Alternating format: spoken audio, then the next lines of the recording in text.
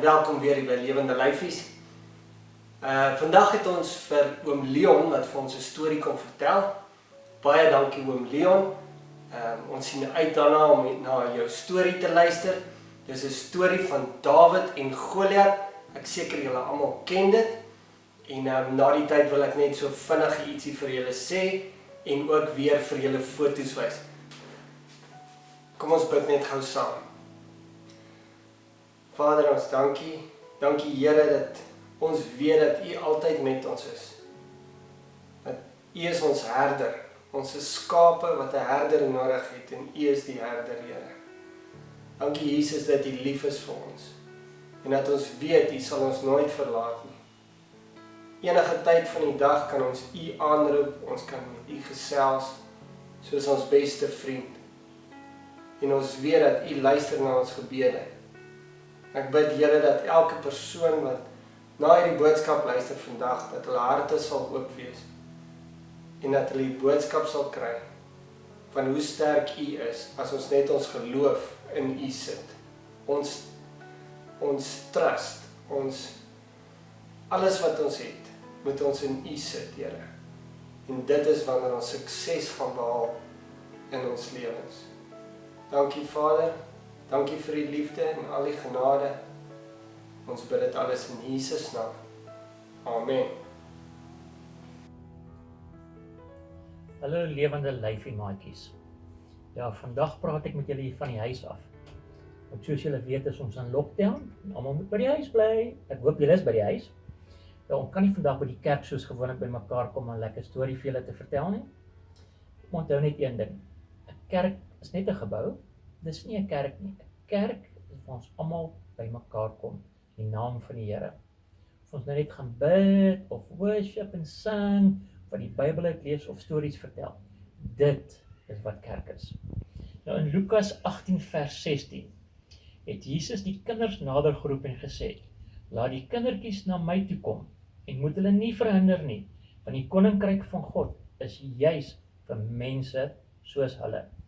So skuif nader, ja, almal vir julle, skuif nader in die TV, of as jy op jou tablet kyk of op jou foon, hou hom lekker styf vas en luister mooi na.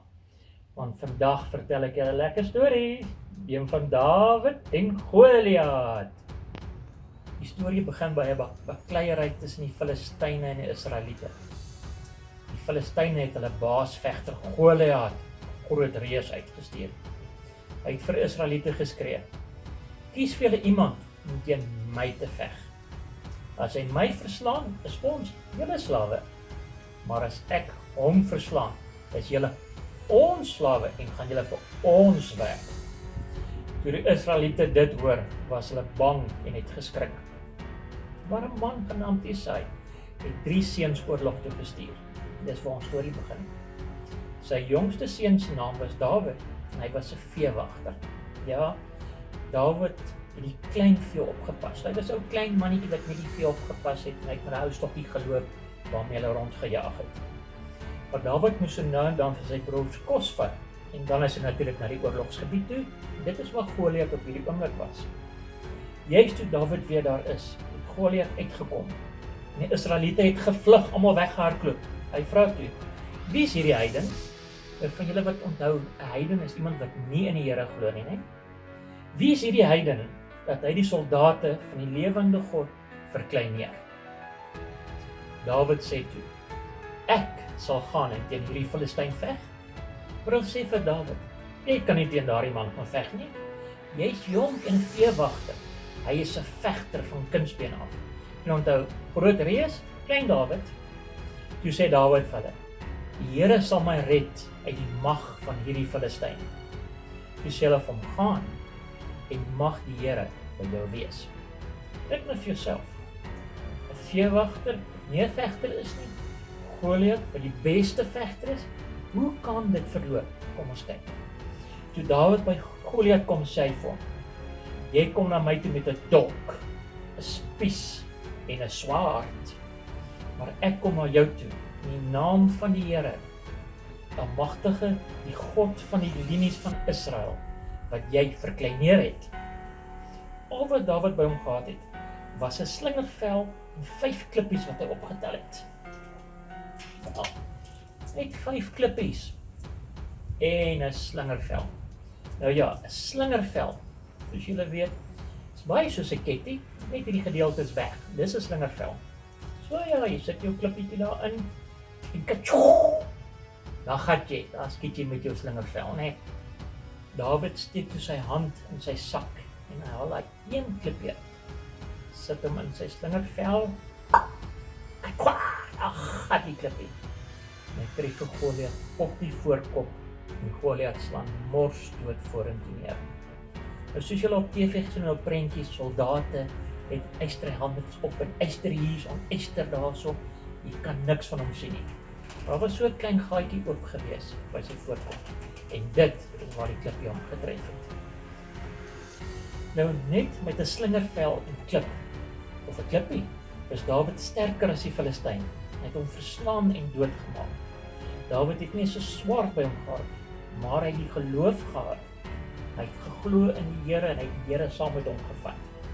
Hy het in die naam van die Here gegaan en gewen. Dawid was nie 'n vegter, hy het net doodgewone mense. En hierna gaan ek vir jou 'n videoetjie wys van doodgewone mense wat ook kan wen teen Goliat. En hoe die coronavirus van nou, glo, vertrou en gaan in die naam van die Here, net soos Dawid. Onthou om hierdie video te kyk en dankie dat julle geluister het, maatjies. Lekker dag! Jy hoef nie 'n stoeier te wees nie.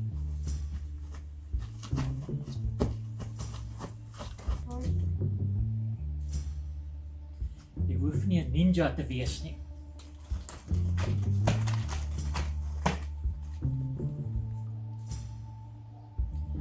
Jy hoef nie 'n kickboxer te wees nie.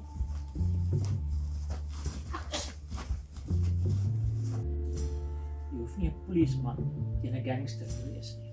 Hands up!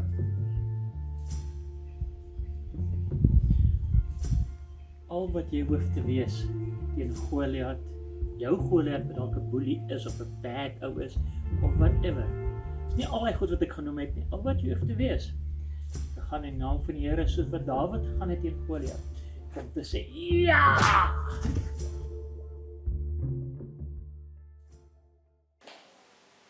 Nou julle het nou die storie gesien van Dawid en Goliat. Nou daar's iets wat ek vir julle wil sê.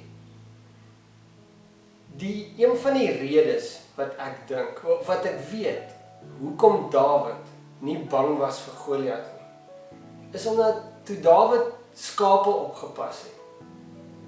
Hy het alles gedoen vir sy skape. Hy moes hulle na weivelde toe vat, hy moes hulle beskerm, en soos die Bybel sê, op 'n stadium het daar 'n leeu gekom, en Dawid moes sy skape beskerm teen 'n leeu, want die Here het hom gehelp en hy het sy skape beskerm.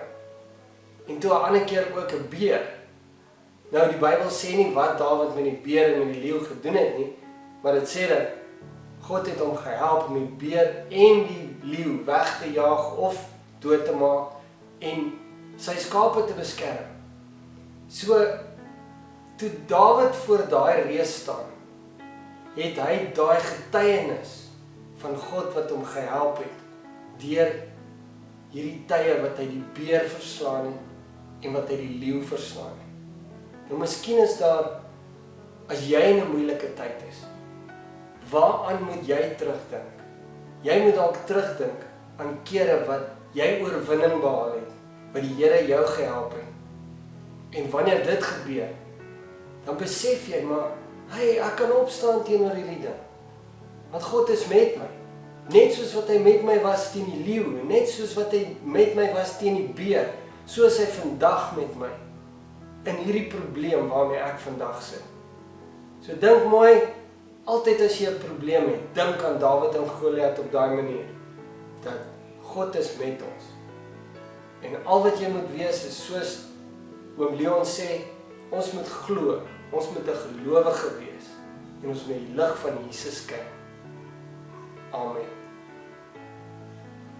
Vader, ons dank U dat ons so 'n lekker storie kan geluister het saam met oom Leon. Ons bid Here dat U hom sal seën, hom en sy familie, dat U hulle sal beskerm. En vir elke kind en elke mens wat luister na hierdie boodskap vandag, dat U hulle net sal beskerm en oppas. Ons dank U Vader in die naam van Jesus. Amen. Tot wederziens. Come on.